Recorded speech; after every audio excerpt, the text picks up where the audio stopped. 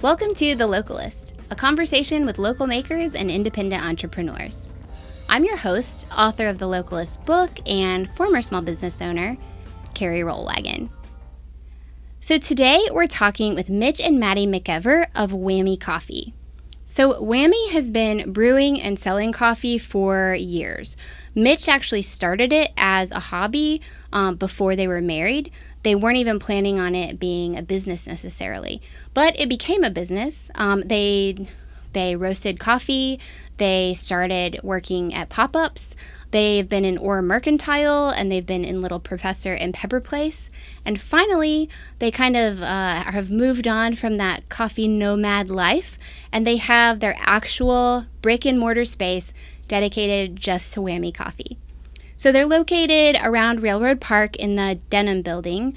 It's where East Pole Coffee used to be, and they moved in a couple of months ago and already have a huge following.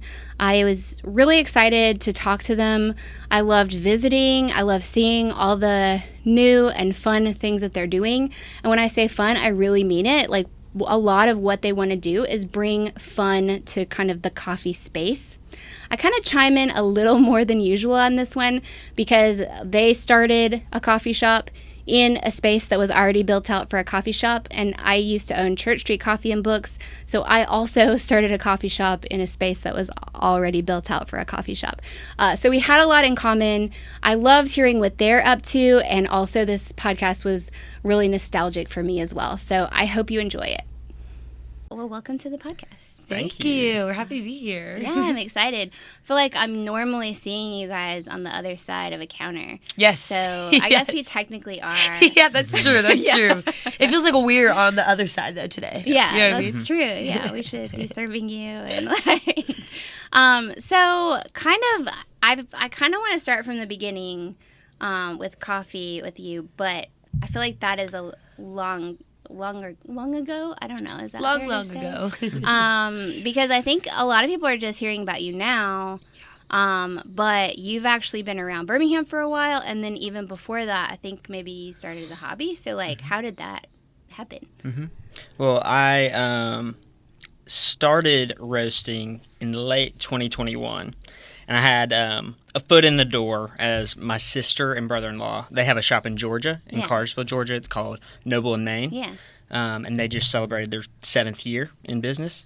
So one of my best friends in college, his name's Tate, we decided that we wanted to do a fun, creative project over a weekend so we didn't, drop it, get distracted, move to something else. And so I reached out to my sister and said, hey, if Tate and I came to Georgia, would you be willing to teach us how to roast a little bit? Yeah, give us a crash course, like let us play around, learn it, and bring some coffee back to our friends. And my sister was like, of course. So we drew up a little, pseudo brand, drew a little mascot, and decided that we would order bags and kind of bring back an actual product, something that felt like tangible, and we could kind of complete this creative project in a weekend, and have something to bring back and give. So it kind of started there, and the initial name was Whammy, so we've stuck with that. We were just kicking around, one word prequels to the word coffee. And it came down to, is it going to be Grumps Coffee? Or is it going to be Whammy Coffee? Yeah, we like to joke like Grumps is a completely different shop. Maybe Whammy's alter ego. Yeah. Whammy After Dark turns into Grumps Coffee. Yeah, that's awesome. Or Whammy too early in the morning. Yeah, maybe 7 a.m.'s Grumps Coffee. Exactly. Yeah. But we decided on Whammy pretty early. We had a felt logo. It was a little 2D dino with googly eyes on it. And before we were finishing, we were kind of trying to style the branding to be somewhat nostalgic of 90s cereal boxes. Yeah. And so it made sense to say, let's throw a free toy inside. Yeah, so if people aren't familiar, you still do that. We still do it. Yeah. We have to. There are children aged 10 and under across the greater metro Atlanta and Birmingham area who would riot if we were to take it out. We put that in kind of the first or second round of bags, and then it just stuck. Yeah. Is it always a dinosaur, or is it like mixing up the toy? It's always a dinosaur. It's always a dinosaur for now. Maybe one day we'll do like temporary tattoos or like, you know, some. Yeah, I think we can mix it up eventually, but other figurines. Yeah. but it felt right to do little toy dinos, and I think we loved seeing, you know, grown adults kind of get a little sparkle in their eye when they see toy inside. Yeah. in the Well, bag. yeah, I came by when you guys were at Little Professor with my boss, and he was just like, "What is there really? Like, there's really." He kept asking, like, "There's a dinosaur in here." We get that, like just about every time. So I'd be like, "Wait, is there really a toy in there?" Yeah, buy it and you'll find out. Yeah. So yeah, I think that definitely works. So was this like a class project or anything, or were you just like, we want something? Was it for fun or? Yeah, well, I think we were always kicking around like, ooh, you know, we were kind of ideas guys. Yeah. Big time. And we were trying to be more doers. Yeah. So we were like, okay, we need to figure out something we can do in a weekend. Yeah. That's going to kind of scratch that creative itch. And so it ended up being like, okay, who do we know? Yeah. You know, that can help facilitate this. And so coffee kind of like was the vehicle for that. Mm-hmm. And initially, you know, it wasn't anything like, oh, we hope this snowballs into an actual coffee shop. It was just like, oh, it'd be fun to make something tangible, give it to our friends. Hand these out to our friends. Hand it out. Yeah. It'd be funny. Yeah. And it would feel neat to know that, like, we roasted that coffee. Yeah. Even if, you know, my sister was holding my hand the whole time. So, yeah, it was just a creative thing. Yeah. I mean, I think that's such a good idea, though. Like, so many people are ideas people. You know, everybody's like, I have an idea for an app. Yep. It's like, 100%. well, the idea isn't much, really. Right. Like, it's like doing something. Yeah. So that's, like, very smart to say, okay, let's just take something all the way through. So, Yeah. I think that's really cool. So so that's how it started. Was it immediately like, I love this, or was it kind of just like fits and starts, like, oh, like, let's do roast another batch, or how did that kind of work? So it was initially, and this was before, we roasted the first batch before Maddie and I had started dating. So Tate and I were just roasting, and it was kind of in fits and starts. We call that one the boys club whammy. Yeah. When I come along, it Boys Club becomes era. the real whammy. Yeah. This was a bad prequel. You know? So, I mean, it wasn't like this was just out of this world incredible. It was more so like... People really loved it. Yeah, people really loved it. And it was like the experience of sharing the coffee we roasted, the coffee that was kind of goofy and made people laugh, was a little unexpected. Like the experience of getting to give people that and tell them about it and see grown adults giggle a little bit was kind of like, that was what really like hooked us. Yeah. And I love coffee because my sister had a coffee shop and was learning, but didn't have as much expertise at that stage. But was like, man, this is something that I have the ability to do, you know, because I can drive to Georgia and I can go roast. And I really loved getting to bring something creative and fun back to our friends, family. And that's kind of what like ignited a little bit of the desire to keep going. Yeah. Well, coffee is so much a connector. Right. You know, like a lot of times you meet over coffee. Right, yeah. And I think that makes sense. Well, what happened? Like, how did you start? I mean, obviously, like, it sounds like you guys started dating. That's how you got connected. Yeah. But, like, when did this become, was it like, while we're dating, this is just, like, really interesting? Or how did you guys kind of get involved? The first time I ever actually texted Mitch was to buy a bag of coffee. So it's kind of funny that now we're married and we're doing this thing. Yeah, that's awesome. But yeah, I had some friends and just like, I feel like the whammy bags were circulating. He was at Beeson at the time and I was at Sanford. And like, I felt like there was a buzz in the air about this stuff. So those are on the same campus. Yes. Same campus, just different, like grad school, undergrad. But yeah, so I think yeah, I think when we started dating, I was like, this is so cool. He roasts coffee. Everyone's going to love that. Like, like I date the guy in the band kind of feeling. And then, I guess when we got a little more serious, it was like, hey, would we ever want to like do the thing? Like, because we got to see his sister and brother-in-law be married and also run this really awesome shop. And I think the longer we started dating and as we got engaged, I think we were like, we love to do the thing more so with the hope of just like loving and just like creating community and loving on people, just through like a really, like you said, like a naturally connective thing. And I think like similar to what Mitch described as like, I love coffee, obviously. We wouldn't be doing this if we didn't. But like for us, it's always been a little bit more about the like experience of the person who's receiving the coffee. And it's been a lot more about like, this is so fun to give my friend a bag of coffee. And now it's like, this is so fun to give our friends a cup of coffee. It's like, it's always kind of been. So I think we got a little more serious into dating and then eventually got engaged and married. It was really like, okay, let's commit to doing something with this, seeing this through. But I don't know if we even knew in the beginning that it would be a full on like coffee shop. I think we thought we would like do events, which we both enjoyed and do that for a long time, but it's been awesome. Well, tell me about the events. Like, so did you get a coffee cart, like invest in that? Like, how did that start? So I built a coffee cart. I say I built.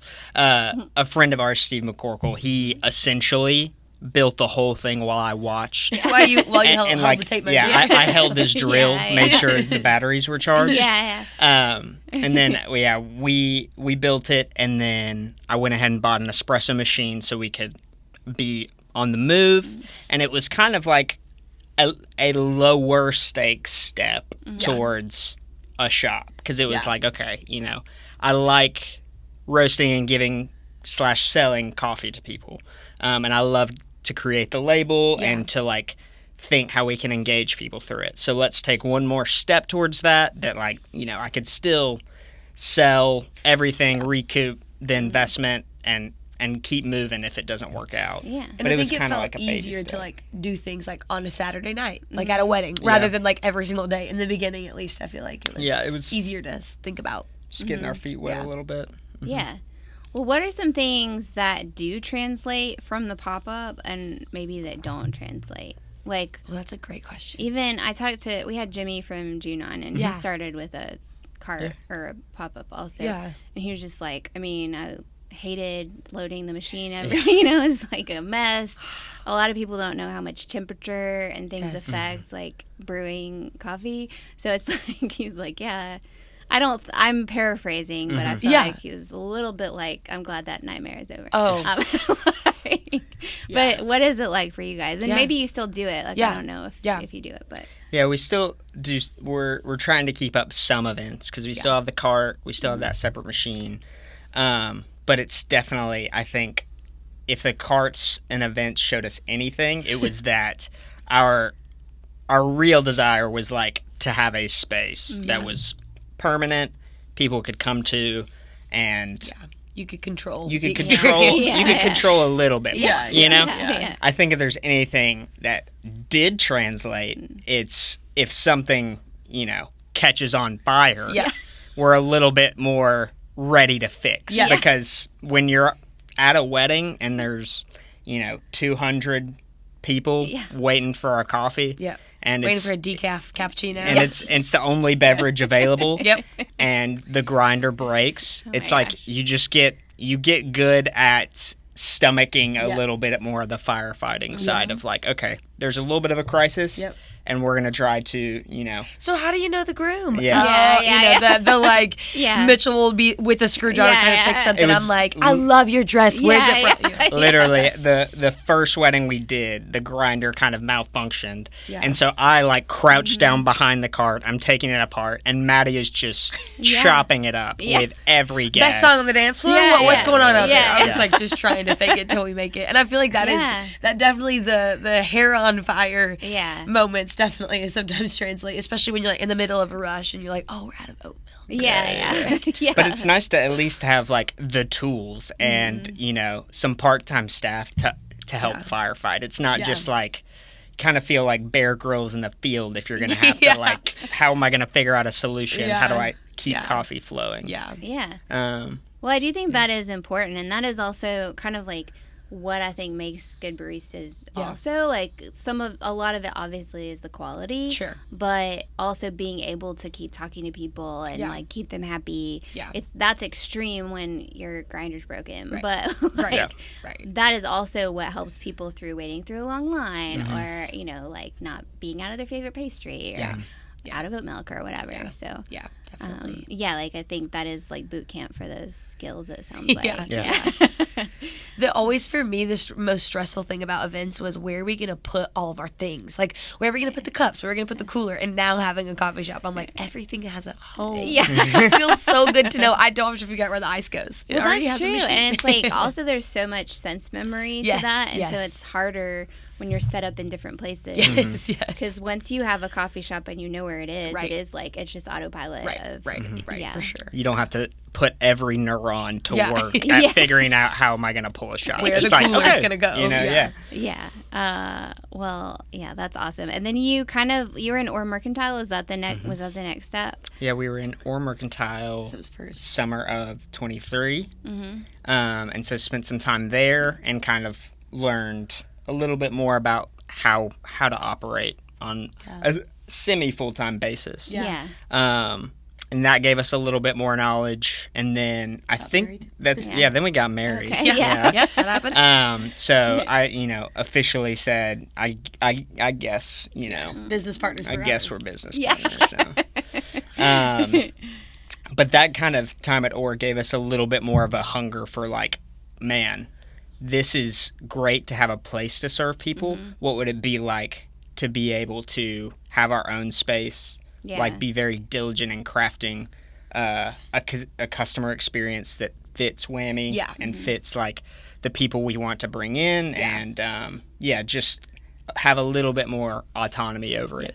Because there's not a ton of foot traffic over there either. Like, my husband's business is jiu-jitsu, so they were right next door. So, like, but other than Russell trying to get lattes every day. There's not a lot during the day of just people, like, shopping in that area. And then you guys were in Little Professor and Pepper Place, the same. So, or, like, maybe the same, maybe different. I guess, how are those experiences the same and different? And then how was that, like, was that helpful for, like, learning more even about going into your space?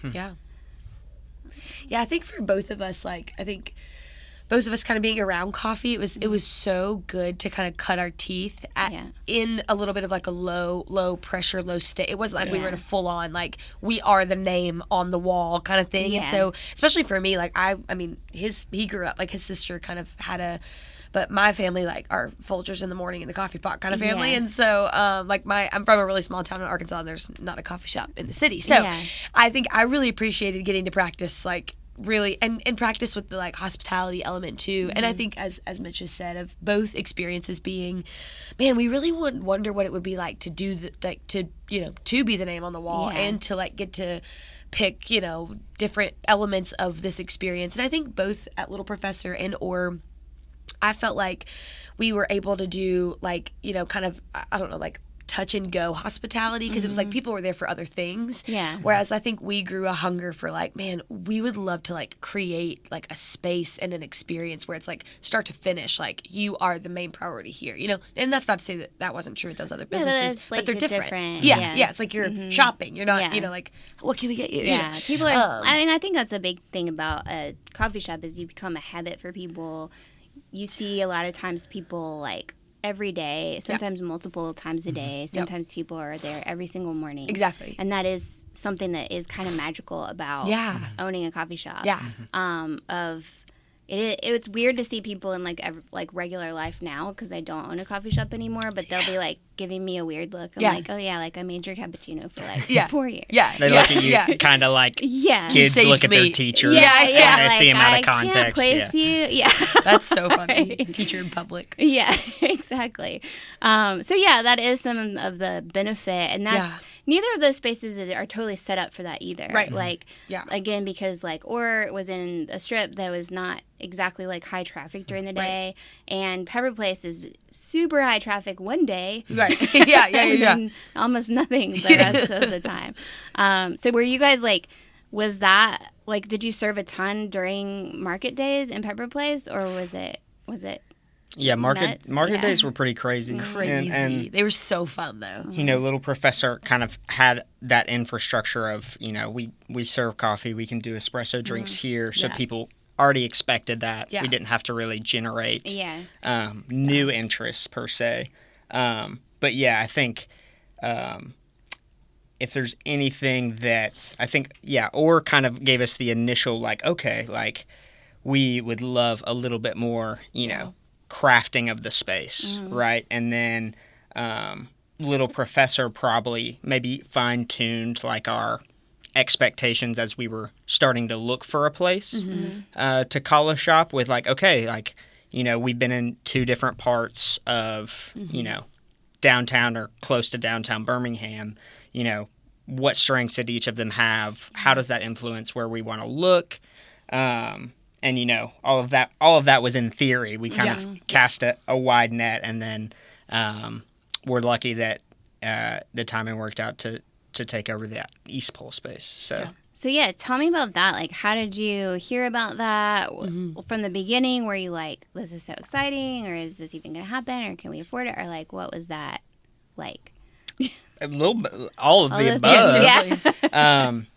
We actually, before you like go all the way into we had a day like, I guess it was right after we kind of were like moving from being at Little Professor to the full on like, let's look for a space. And we kind of spent a day bebopping around town, kind of looking at what do we like about shops, what do you not like about shops, what works, what doesn't work, you know, all the things. And we actually started that day at East Pole. It was the very first, like, almost like vision casting type of trip, if you will. Like, it was the very first place we walked in. And we both forgot about that until, like, opening day for us at that location was kind of a wild full circle thing. But I feel like we did a lot of, like, looking around at different shops, like, all over town, like, like, just everywhere. And I feel like it was really sweet to kind of be in the space where we kind of began all of that whole saga. Yeah, that's that awesome. you can now detail. Yeah. Yeah, she always wants to, you know, hold off on my monologue. Yeah. So I'll try and keep it brief. But the agent, Locker and Chase, she lists lots of Sloss properties, and I had reached out to her about, you know, looking at, you know, when we were thinking about where do we want to go after Little Professor, we were like, well, does it make sense to stay in Pepper Place? Yeah. You know, do we think we can vibe over there. like make a shop here and get enough pull to have people here on a regular basis? And so she said she didn't have anything around there that would suit a coffee shop, but I just told her to keep me in mind. And really forgot about that interaction until we had, you know, looked at a ton of other places and were kind of banging our heads against the wall. And then she reached back out and said that there was a chance that the Denham Building East Pole property would come up, and if we'd be interested. And I was like, absolutely. I think I remember Mitch getting the email. I was like sitting in the other room, and he was like, I heard the big gasp, and then he was like, how long is too long? Like, how fast can I reply? And I think it was like 20 minutes later. He was like, we'd love to see it. I was like, be cool. Yeah. I don't know if that's going to give away my negotiating hand or something. I feel like a lot of times with realtors, they're fine. Like, they work out so immediately. Yeah. But then they just kind of disappear for a while. Like, when they don't have anything to say, they just ghost you. It's like so hard to get used to that, because you're like, what is going on? I feel like we, like, when we were in the, you know, like, more so the lease negotiation, it would only be like 2 days, but we would be like, they haven't called, you know, like the panic sets in. Well, and so was that there's so many, there are benefits and drawbacks, I think, to going into a space that's already built out. Yeah. I think most of them are benefits. We did the same thing. So Church Street was a Starbucks before. I didn't know that. Yeah. So I actually worked there as a Starbucks. And Cal, who's my business partner, managed that store as a Starbucks. No way. Yeah. Oh my gosh. And he actually, he called me first. So we were in the same, community group type of thing. And he was like, I think Starbucks is going to close. And I was like, they're definitely not, because they're still making money at the space. But he had been so kind of on autopilot for a while that he was excited about it. So I was like, okay, well, we'll just pretend this is happening because you're coming back to life. So I just, to me, it was a thought experiment. And then they actually did announce, because they were only trying to do drive-throughs and it wasn't zoned as a drive-through.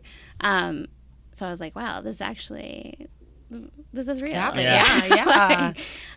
yeah, so there were definitely huge benefits. Yeah. Also, Starbucks kind of leave, I don't know if they still do this, but they kind of leave equipment if they're not using it in town. So we were crossing our fingers, what will we get? So we got a sound system, a walk-in fridge, and Cal actually dumpster dove for mats and stuff, and trash cans. That we is just so legit funny. pulled them out of the dumpster. I love that. Just hose them off. It's fine. Yeah, exactly. It's a trash can. Yeah. That's so funny. And you can go in the bathrooms unless it's different now. We couldn't get the mirrors off the wall. It's this old swirly Starbucks thing, so we just have to paint over them. That's They're so funny. I don't know if these are load bearing or what, but they're not coming off. Yeah. That is so funny. I did not know that. Yeah, so it was, but it did make it possible for us because it was we did the build out ourselves, but there wasn't as much build out. Yeah. They took weird things, they took the fronts of the cabinets, stuff like that we're okay, we'll just figure this out. Yeah. We're gonna need this. Yeah. But what was that were you guys, did they leave a lot of stuff? Were you tempted to change the infrastructure, or were you just good, we don't have to build it, or what? Well, I think the context we were coming from was we had looked at a couple properties that were just a sandbox, just we're not purposed for food, and we knew that we were going to have to spend a lot of money to make that suitable, and B, that we were to a degree going to have to know what we were doing in that process. And I think we did it. We had very little, and you're it's I can't just stand here and watch somebody drill on the coffee cart. We'd have to do more. I was like, no, what's a 220 volt? You can explain that to me. And I think that world was super intimidating because we didn't have a great GC connection that could just quarterback it for us, and kind of and it felt like all the contractors we talked to knew each 1/5 of the puzzle or so. It was commercial plumbing. We're trying to put it together through conversations with all of them, and so it was kind of getting to the point where it was if we do this, it will feel like a gamble to an extent of is their infrastructure going to be done right? Yeah. I also don't think people realize how expensive a coffee shop is. They're just, a lot of people are oh, I'll do this concept and then we'll throw a coffee shop in it. It's do you even know how much an espresso machine is? Right. Even when I was doing this, which we started a long time ago, it's $10,000 for your machine. Yeah. And that you have to have certain electrical things. And if you're going to cook, you have to have a hood and all of the stuff that people don't. Yeah. I think people just think I brew coffee. This seems fun. Yeah. So yes. So the East Pole did seem it seems like you're okay, wow, this would be nice. Yeah. Oh yeah. Well, it was the biggest relief was okay, y'all had a coffee shop here, which means you had your permits, you had health department approval. These are things that the stuff that is most scary to us to figure out, and the steepest uphill learning curve. That part is to a degree of formality. And then they were willing to negotiate on some of their fridges and ice machine and keep some of that infrastructure in place, so that by the time we were looking at moving in, it was we can mostly focus on aesthetic changes and then a machine. A machine. The other little pieces and training employees. And we got to focus on stuff that felt a little bit more in our wheelhouse, which was a Such a huge, gift, yeah. It was like, man, I would have inhabited a lot of different spaces if we didn't have to build it out. Yeah. But it helped that East Pole, like, really made a beautiful space that people really It's so enjoyed. beautiful. Yeah. Well, I even think Calla, they did their original build out, but then in the downtown space, I think he was on the podcast and he was talking, or they both were, but they were talking about how they weren't really thinking they would do another space. Sure. But it's like, okay, well, this is built out. Sure. So if there's a time to try it, it's now. Yeah. You know? And that was kind of our story too. It's like, okay, well, we've all thought of like doing this. So either do it here where it's set up, or just admit like, I don't really want to do this. Yeah. Okay, so what was it like converting the space to Whammy? Yeah. What the Whamification? Yes. I think that was on one of your Instagrams. The Whamification. Yeah. Yeah. Right. That was, I mean, it was such a blast. And we were like, our backs were aching and like we were so tired. But that whole like process of kind of switching over, my brother has a commercial painting business. And so he like flew down from Arkansas, and Tate, the one that Mitch started Whammy with, like came in, and the four of us over the span of a weekend, like painted all the walls. Wow, yeah. Like, and it felt very like I'm on my own HGTV TV show. Like I was like, I feel like Chip and Joanna Gaines right now. Yeah. And it was, I think those memories I'm going to look back on, I hope forever. And I'm like, that was so fun that we really like DIY'd and just like had a blast and listened to really loud, like, pop music, and like ate like crap all week and just like painted that. And it was so fun. And I think, I think our biggest goal when Whammifying the place was to, like East Pole, like the spot was so beautiful, but we just really wanted to increase the amount of like community centric, like we wanted that to feel like a priority when you walk into space. It's like,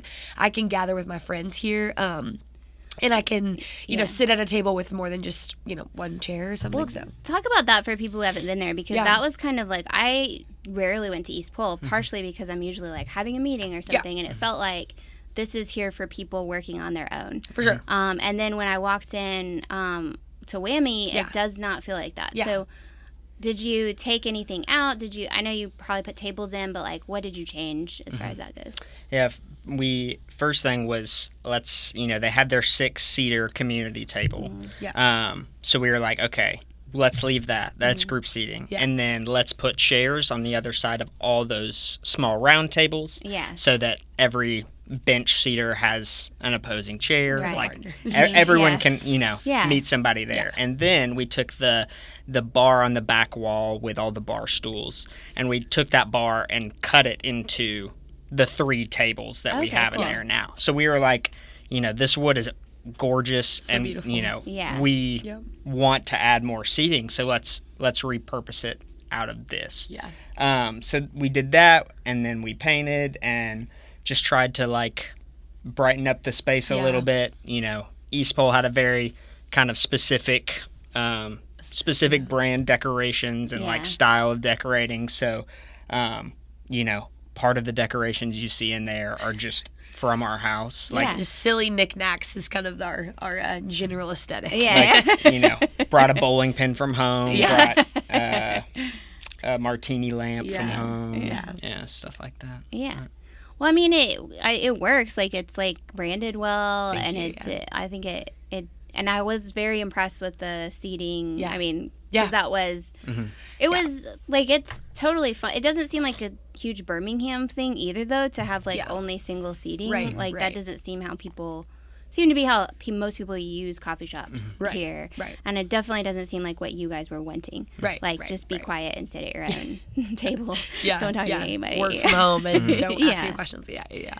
Well, one thing that I noticed, and like everybody else I've talked to has said the same thing, is it is crowded. Like, it's popular. Yeah. I mean, because it's by Railroad Park-ish, Yeah. But it's not like exactly some place that people are always going. Yeah. But I feel like it seems like you guys have built a following as you've gone, and that they have followed you to where you are. Yeah.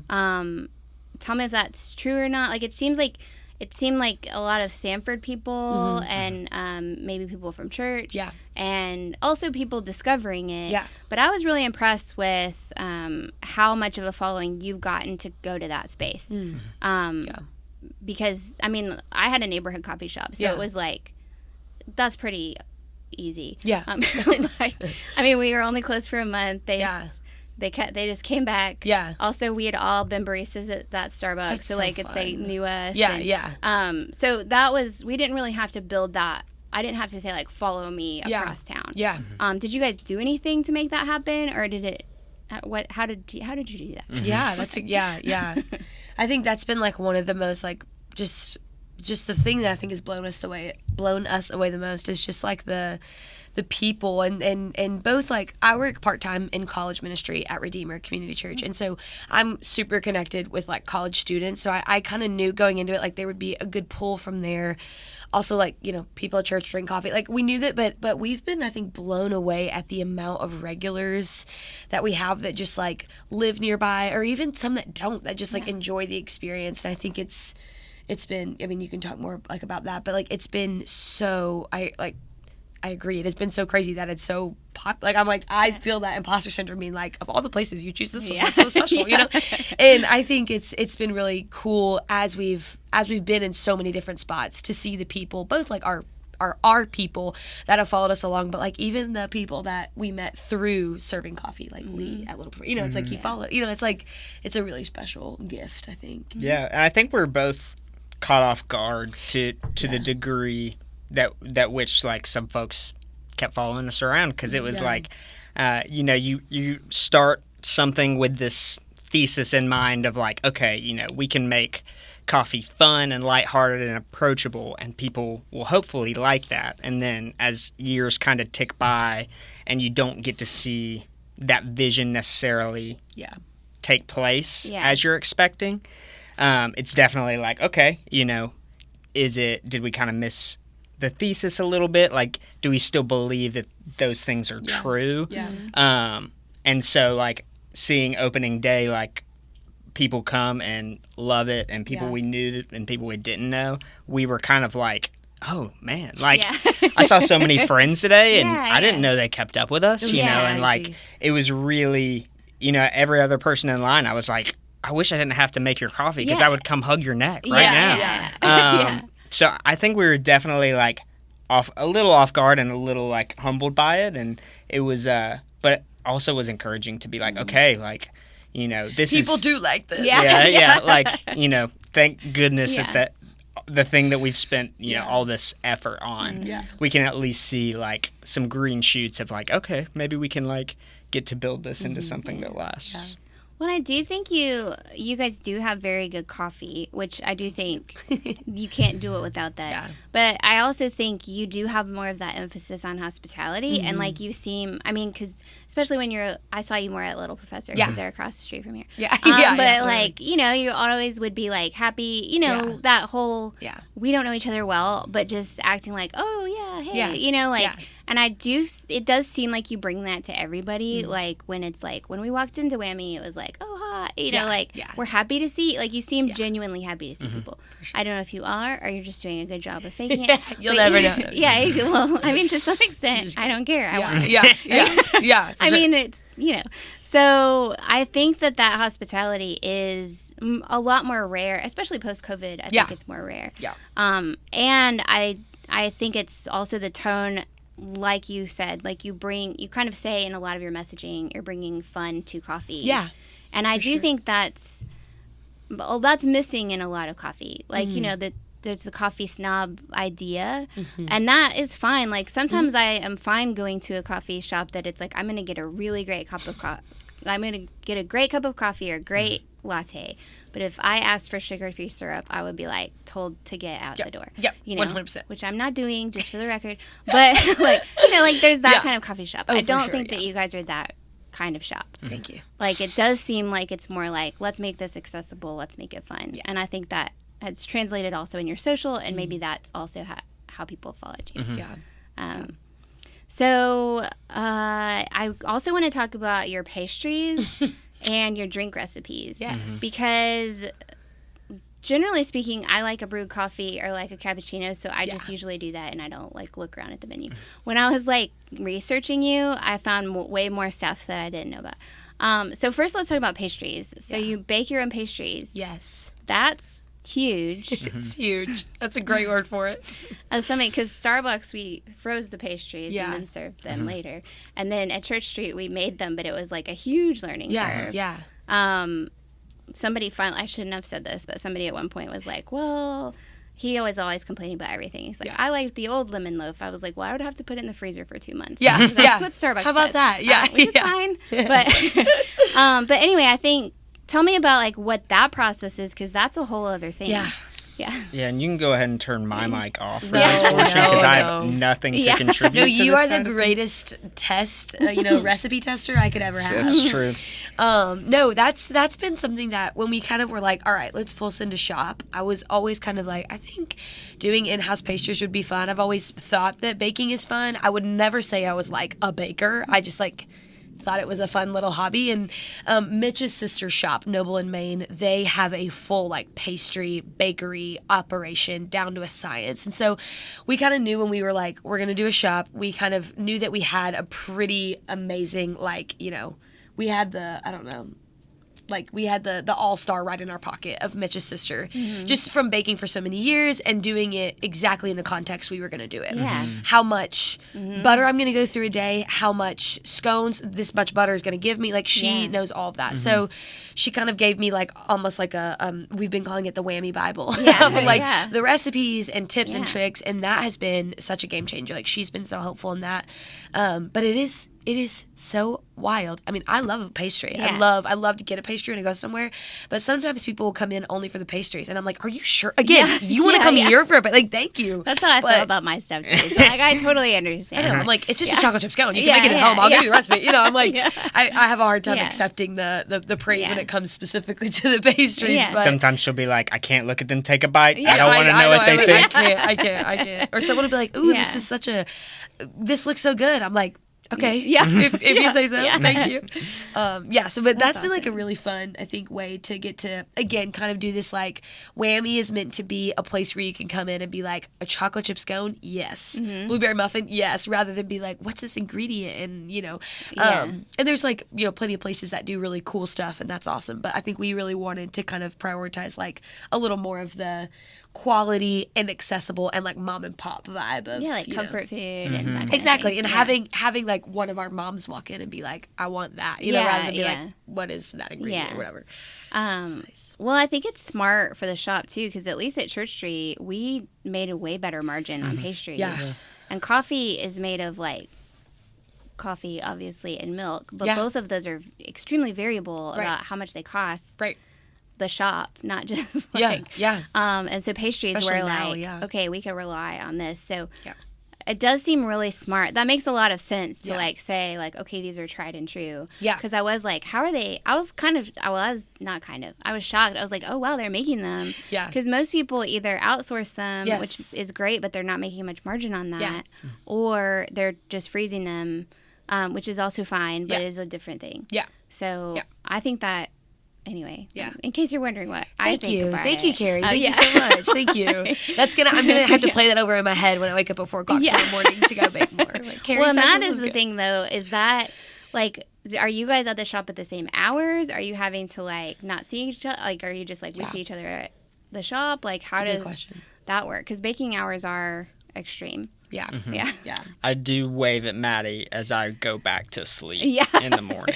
We have the same alarm, and then I get up and start getting ready to head to the shop, and then I leave and I say goodbye. I'll see you in a few hours. I'll see you in a few hours. And then I'll get to the shop and say, you didn't even tell me goodbye. Don't remember it at all. I would say that we see each other a good bit still, and I've like kind of gotten into a little bit of a routine where I can prep some dough ahead of time, and like we're I think in the process of figuring that out. But Mitchell also, we have kind of worked it out where I spend probably 4 or 5 hours on the prep, and while he's roasting, and kind of like we're kind of doing our independent things for the job. And then spending some time together at the job, and also like together not at the job. But I think that's like it's a something I hope to get better at. Is like just getting better, more practice at the actual, not having to, do it all from scratch every single moment. At 4 a.m. every morning. Right. Well, I think that comes like with Well, talk about some of your drinks, because you have some really like cool, I think kind of unexpected drink pairings. Like a lot of people have talked about the Gold Rush in your Google reviews. So it's like I haven't had it because I didn't really go off. I didn't explore. But I feel like if people are mentioning it repeatedly in your Google reviews, it's actually good. It's not just like, we thought this was cool. So it is. That drink specifically is for sure our number one bestseller. And it's my favorite drink. And it's just like it's a simple syrup that's made with, like, instead of just white sugar and water, it's made with brown sugar, white sugar, and water. And then vanilla and orange and cardamom and rosemary steep situation. And it is delicious. And on our little menu, it says vanilla, orange, rosemary, cardamom. It's just that good. Don't overthink it. And it's like, it's truly just, it's so delicious. Well, it sounds great. And it sounds like it's like an unusual pairing. Is that, unless you guys are like, oh no, it's everywhere. And you're just like, but I feel like it's not like a lavender latte or something that's like, you've heard of this, you know? And like a blueberry mocha, which I think is a cool spin on a So what are some of the things you've tried or your favorites as far as that goes? Why don't you tell everyone what you have every morning? Well, I wouldn't say every morning, but the double whammy. Oh yeah. We knew we had to. We had to have something in the store called double whammy because it didn't. We couldn't exist without it. Mostly because people would keep giving us suggestions on. Yeah, you should call XYZ the double whammy. So people love to give suggestions. They love it. Yeah, especially a coffee shop. It's so many people's dream. Like when I finally realized I just need to be like, oh, good idea. Yeah. Because I was like, they're just dreaming. They're not really giving me advice. Like, it made it easier. Yeah. Okay, so yes, you've been told you have to have a double whammy. The double whammy, which I think is probably our most polarizing item on the menu. Yeah, it's definitely a hot button. It's kind of a take on the Americola, which is served some coffee shops. And so double whammy is Coca-Cola, vanilla syrup, and a shot of espresso. So it is... It's high, very it's chill. high octane. Yeah. Super relaxing. Very low caffeine. If you love herbal teas, you'll love the double whammy. But I love when people are like, what is that? And I tell them, I watch their eyes get bigger as I mention all the ingredients. I would love to record a video, just compilation. We should do that. Of people's reaction when you tell them what it is. Because most people think it's like a double shot of espresso or something. And when people order it, I'm like, do you know, has anyone told you what it is yet? Let me be the one to break the news to you. But it's delicious. It's people are either like, I think that drink was made for me, or they're like, I would never order that. Even if I get you a paid lot me. of oh, maybe some other time. That's what it always is. They're That's like, code for but that. Honestly, that is what a double whammy should be. Right. Like if you were gonna choose something to be named that, it should not be. It should just be like. I mean, I feel like everything you're saying is what it should be. It couldn't be too tame. Yeah. It couldn't be too much of a fastball. Exactly. We also like my favorite parts about going to coffee shops are trying the seasonal drinks. And so we really wanted to like focus in on doing some like unique things, but not like, off the grid, like I've never heard of putting black pepper in a coffee or something like that. And so we have the Dreamsicle Tonic right now, which is another really popular one. And we house make most of our syrups. Which is really fun. And so we like to kind of play around with like, you could also put that dreamsicle syrup in a latte, or the blueberry matcha can become a blueberry latte, or whatever people want to do, which is really fun. But and we're like kind of scheming some summer menu stuff as we speak. We did a trial run this morning of a strawberry lemonade matcha, and it was very delicious. So. And just to clarify, when she says we, in this instance, she is talking about herself. That's not true. You help. I taste things. Yeah, you help. You help me with ideas. But I'm not. I'm not the brains. Everything we behind do, we're partnership. Partner. Yep. Well, and you guys have a Shirley Temple for kids, Yes. or for anybody. But that's really cool. You would be surprised at the amount of people that order a Shirley Temple at 7:40 in the morning. And every time, it's my favorite when people are like, I think I want a Shirley Temple. And I'm like, it's so fun. I'm like, I wish we had a bell in the ring or something. That's awesome. It's really, really fun. Well, I mean, I think those are also like kind of community builders too. Yes. Because it's like, it makes it unique. It makes it fun. So I think that's awesome. Yeah. I think with that and like with the double whammy and really with the brand as a whole, I think we're trying to hone in on a little bit of like surprise, a little delight that maybe people didn't walk in expecting that they're gonna, have a toy in their bag of coffee, or they're gonna order a coffee drink with Coke in it, but like they're kind of a little caught off guard by like, wow, that's that's actually kind of fun, you know? Yeah. And to kind of, you know, get people out of their standard rhythms and to enjoy it in maybe a way they didn't expect is kind of part of that experience we want to create. I realized this morning we kind of have a unintentional secret off menu kids menu item where a bunch of our baristas, we have these like little mini mugs for our shots of espressos. When a kid comes in, they just ask them, do you want whipped cream? And put whipped cream in it and sprinkles and hand it. And I'm like, did we check with the mom? But literally, I watched that happen twice this morning of a little boy be like, really? Yeah. That's our new off menu kids menu item. It's like a pup cup. Literally.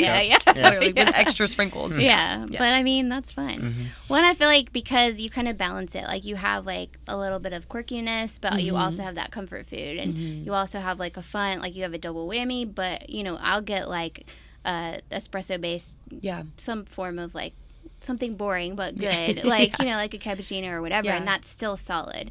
So I feel like a lot of businesses are either doing like, it's this menu, this is all, we're not changing anything, or it's crazy, but who knows? But you have a good balance, I think, of both.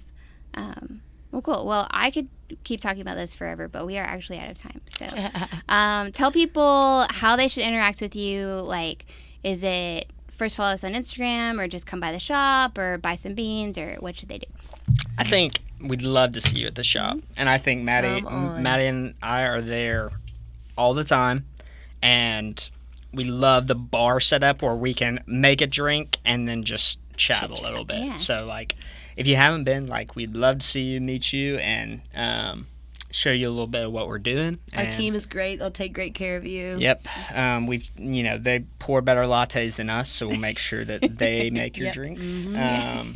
But yeah, I think the best way, the way we hope we would enjoy most and they would enjoy most, is just come by and see us. Yeah. Awesome. Yeah.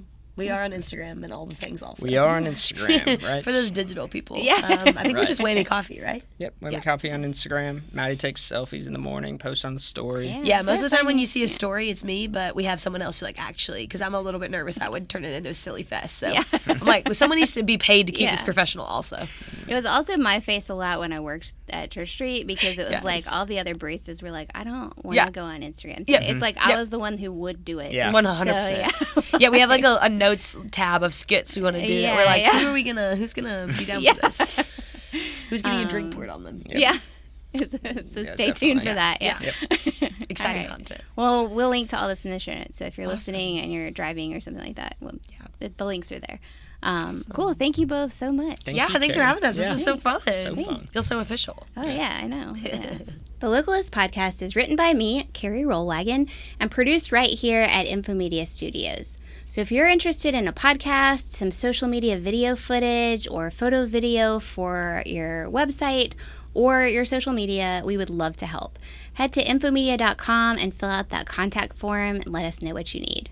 Find show notes about this week's topic at carrierollwagon.com, and you can find me on pretty much any social media at crollwagon. Our showrunner is Taylor Davis, Jen Tucker is our outreach manager, and Elena Harmond is our promotions manager.